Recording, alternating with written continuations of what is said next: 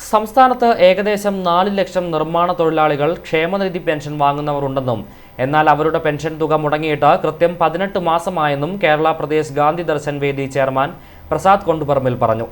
18 മാസത്തെ കുടിശ്ശിക തുകയായി ഓരോ പെൻഷൻകാരനും ഇപ്പോൾ കിട്ടാനുള്ള 28,800 രൂപ എത്രയും വേഗം കൊടുത്തു തീർക്കണമെന്നും ഗാന്ധി ദർശൻ വേദി ആവശ്യപ്പെട്ടു.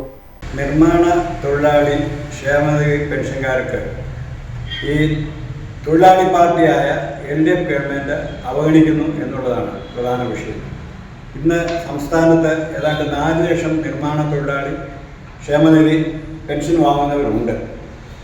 ഇവർക്ക് ഓരോ മാസവും 1,600 രൂപ വെച്ചാണ് കൊടുത്തിരുന്നത്.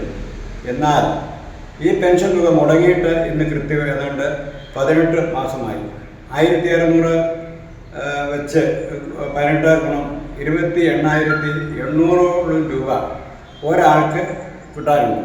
അത് ഇപ്പോൾ ഒരു വീട്ടിൽ നിർമ്മാണ തൊഴിലാളികളുടെ ഭാര്യയും ഭർത്താവും ഉണ്ടെങ്കിൽ 2 പേർക്കാണ്. അപ്പം എത്ര രൂപ ആണ് ആ വീട്ടിൽ നിന്നുള്ള നഷ്ടം ഉണ്ടാകുന്നത്?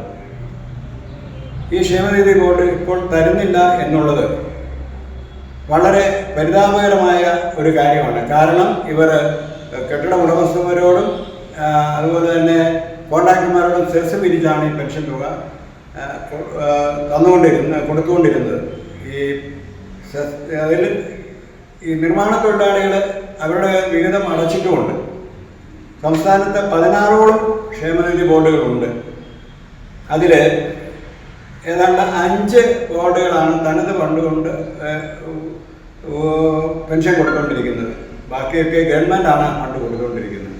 ഈ തനത് ഫണ്ട് കൊടുത്തുകൊണ്ടിരുന്ന ബോർഡിനോട് അവർ ഒരു അക്രമം കാണിച്ചു. അവരുടെ നിന്നും ഉണ്ടായിരുന്ന നല്ല ഒരു തുക ഗവൺമെൻറ് പിടിച്ചു വാങ്ങി കൊണ്ടുപോയിട്ടുണ്ട്.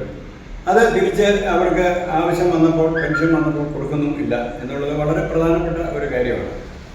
134,63,83,000 രൂപയാണ് സർക്കാർ പ്രഖ്യാപിച്ച 1000 രൂപ ഒരു തൊഴിലാളിക്ക് കൊടുത്തിരുന്നു. എന്നാൽ ഈ തുക സർക്കാരിനോട് ബോർഡ് മടക്കി ചോദിച്ചിട്ട് നാളിതുവരെ കൊടുത്തിട്ടില്ല.